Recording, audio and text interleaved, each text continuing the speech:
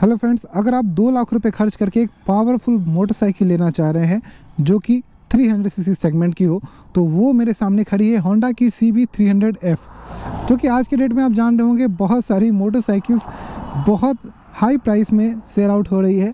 Even अगर आप 160 CC भी लेने जाते हैं तो उसका जो वेरिएंट्स है वो आपको लगभग पड़ जाता है 1,60,000 रुपये। उससे 30-40 हज़ार ज़्यादा देके आप एक 300 सीसी मोटरसाइकिल, मतलब सिर्फ पावर के रेंज में अगर आप बहुत आगे जाना चाहते हैं तो ये मोटरसाइकिल आपके लिए काफ़ी अच्छी है। इसका मैं अभी आपको राइड करके राइड परफॉर्मेंस बताता हूँ। थोड़ा सा ट्रैफिक में भी चलाएंगे, हाईवे पे भी चलाएंगे, हाई स्पीड्स में भी चलाएंगे, लो स्पीड्स में भी चलाएंगे इस मोटरसाइकिल को। साथ ही साथ हल्का फुल्का हम कंपेयर करेंगे MT-15 के साथ, क्योंकि वो भी लगभग 1,96,97 हज़ार रुपये की आती है और ये मोटरसाइकिल जो है वो आती है 2,01,000 रुपये ऑन रोड की। मैं ये ऑन रोड प्राइस बता रहा हूँ आपको। आप भी इस मोटरसाइकिल को टेस्ट राइड ले सकते हैं। शोरूम आप कहीं भी जाइए, बिग विंग सर्च कीजिए, वहाँ पे आपको मिल जाएगी।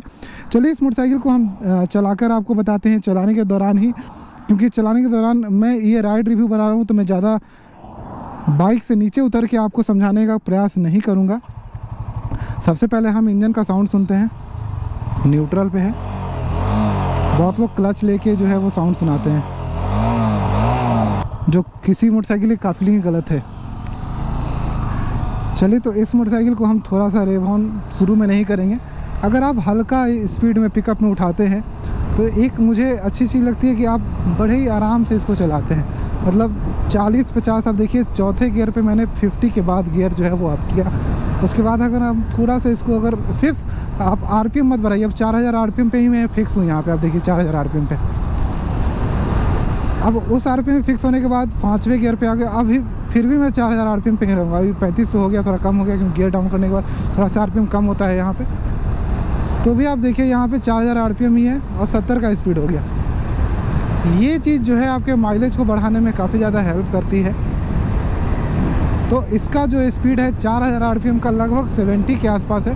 तो अगर आप लॉन्ग टूर पे जाते हैं तो मैं मानता हूँ कि मोटरसाइकिल जो होती हैं, जो थोड़ी सी इस तरह की होती हैं जिसमें थोड़ा अच्छा परफॉर्मेंस होता है, वो 4000 RPM पे अगर जो भी स्पीड में चल रही हो वही उसका इको स्पीड होता है। यानी उस स्पीड में अगर आप बाइक को चलाते हैं तो आपको हाईएस्ट माइलेज मिल सकता है।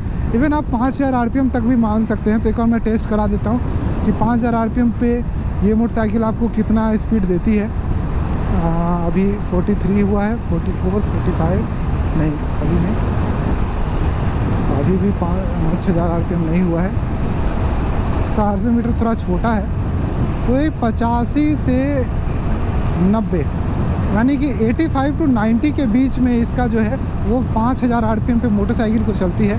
तो आप लगभग 80 के स्पीड, मतलब 80 to 90 के स्पीड में, 80-85 के स्पीड में अगर आपको कहीं जाना है, तो अगर आपकी यूजुअल तौर पे रनिंग जो है वो 100-150 किलोमीटर है, तो इस बाइक में एक फ़ायदा आपको मिलेगा लेने से कि आप अपने घर के डिस्टेंस को, अपने ऑफिस के डिस्टेंस को जल्दी कवर कर सकते हैं। खासकर अगर आपके शहरों में भी ऐसी रोड्स हैं जहां आप 70, 80, 90 आराम से बाइक को चलाते हैं, तो ये बाइक वहाँ पे मुझे ज़्यादा अच्छी लगी।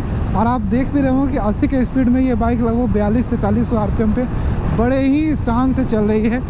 अब बात आती है कि वाइब्रेशंस कैसे मिलते हैं आपको।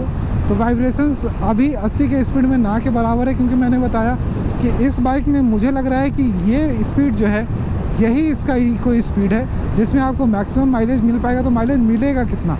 ये होंडा की बाइक है। होंडा की बाइक आज के डेट में माइलेज देने के लिए मेरे पसंद में मतलब अच्छी खासी आ गई है। तो ये बाइक अभी आपको अराउंड 30 to 35 माइलेज दे देगी अगर आप 80 के स्पीड को क्रॉस नहीं करते हैं। 85 तक अगर रहते हैं, उससे ज़्यादा ऊपर मोटरसाइकिल को नहीं चलाते हैं, तो आपको आराम से दे देगी। अगर आप बहुत अच्छे से चलाते हैं, एक्सट्रीमली गुड राइडर बनते हैं, तो आपको 40 का माइलेज मिलेगा। अगर आप 3000 RPM पे ही रहते हैं, उससे ज़्यादा नहीं चलाते हैं, लाइक मैं आपको यहाँ पे दिखाऊँ तो 3000 RPM पे मुझे लगता है कि आराम से 50 का स्पीड पे चलेगी, नहीं 60 की स्पीड में चल रही है। तो ये बहुत ही अच्छी बात है। तो 60 की स्पीड में अगर आप चलाते हैं 3000 RPM पे, तो आपको लगभग ये 40 का माइलेज भी आराम से दे सकती है। चलिए इंजन के बारे में थोड़ा समझते हैं कि ऐसा क्यों है कि ये 2 लाख रुपये और MT-15 भी 2 लाख रुपये में आती है और ये बाइक थोड़ा ज़्यादा पावर दे के आपको जो है वो संतुष्ट करती है। तो इस बाइक में आपको 293 सीसी का इंजन मिल जाता है और 293 सीसी के इंजन के साथ 6 गियर हैं, लगभग 25 PS तक की पावर, यानी 25 BH तक की पावर आपको मिल जाती है और लगभग 26 न्यूटन मीटर तक का टॉर्क मिल जाता है। ये bike assist and slipper clutch के साथ आती है। ये बाइक वाइल्ड कूल्ड है, क्योंकि ये उस तरह की बाइक नहीं है जिसमें लिक्विड कूल्ड होता है, जिसमें कूलेंट का यूज़ होता है। ये बाइक एक वाइल्ड कूल्ड इंजन है। ट्रैफिक के हिसाब से मैं आपको बताता हूँ MT और इसमें एक डिफरेंस के हिसाब से भी बताता हूँ कि 153 kg की ये मोटरसाइकिल है, 14 लीटर का फ्यूल टैंक मिलता है। जो भी बाइक को इस चलाएगा लगभग 10 लीटर का फ्यूल टैंक रखेगा ही, तो 163-165 kg के आसपास का हो जाता है। उसके कारण ये मोटरसाइकिल मुझे ज़्यादा कंफर्टेबल लग रही है ऑन द हाई स्पीड्स। 80, 90, 100 के स्पीड में ये मोटरसाइकिल ज़्यादा कंफर्टेबल है। ट्रैफिक में मेरा वेट 65 kg के आसपास है, मेरी हाइट 169 है, यानी लगभग 5.7 के आसपास मेरी हाइट है। तो मुझे चलाने में मतलब कोई भी दिक्कत नहीं है, हैंडलिंग में कोई भी दिक्कत नहीं है। बाइक हल्की भी लगती है मुझे, मतलब मुझे भारी बाइक्स चलाना पसंद है। मैं हल्की बाइक्स को बहुत कम रिलाई करता हूँ, मुझे पसंद नहीं उतने खास। तो उस हिसाब से मेरे पसंद के अनुसार से MT मुझे हल्की लगती है। मेरी पसंद के हिसाब से ये मुझे बाइक काफ़ी ज़्यादा मजबूत, भारी, हैवी लगती है। तो उसके कारण से हाई स्पीड्स में 80, 90, 100 के स्पीड में दो लोगों के साथ जब आप हाई स्पीड में चलाइएगा तो बाइक ज़्यादा ज़मीन को पकड़ के चलाएगी। तो ये एक बेनिफिट आपको मिलेगा इस बाइक में, जो कि उसमें नहीं मिलता है। तो ये सभी चीज़ें हैं। इस बाइक में टायर्स जो है वो आपको ज़्यादा बेहतर मिलते हैं कंपैरिजन टू MT-15। ये 150 सेक्शन के टायर के साथ आती है, MT-15 140 सेक्शन के टायर के साथ आती है। इसका आगे और पीछे दोनों आपको ABS मिल जाता है, TCS भी मिल जाता है, हालांकि ये थोड़ा सा अलग TCS होता है। ये होंडा सिलेक्टिव टॉर्क कंट्रोल के साथ काम करती है, जो कि वो जो है वो डायरेक्टली TCS है, लेकिन इसमें भी वही उसी तरह का कॉन्सेप्ट है काम करने का, आप समझिएगा बात को। तो वो भी चीज़ें यहाँ पे आपको मिल जाती है। वाइडर टायर्स होने के कारण आपको ग्रिप भी अच्छी मिलती है, वेट ज़्यादा है उसके कारण भी ग्रिप अच्छी मिलती है। लॉन्गर सीट्स है तो आप किसी को भी बैठा सकते हैं मोटरसाइकिल को, कभी कोई दिक्कत नहीं आने वाली है।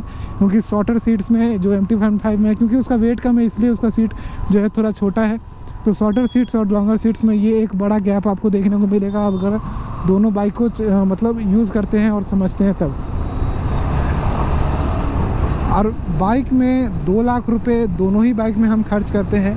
तो ये बाइक पावर के हिसाब से अभी भी अगर आप जाते हैं तो किसी भी मोटरसाइकिल में जाइएगा तो 200-250 सीसी में प्राइस इसको ओवरटेक कर जाती है, जो कि ये 2 लाख में ही सिर्फ आपको मिल रही है। तो मुझे लगता है कि मेरे व्यू पे मत जाइए, आप खुद जाइए बिग विंग होंडा के शोरूम पे जाइए, खुद जाके टेस्ट राइड की व्हीकल्स वहाँ लगी रहेगी, आप जाइए टेस्ट करके देखिए, मुझे ही बताइए कि आपको मोटरसाइकिल चलाने में कैसी लग रही हैं।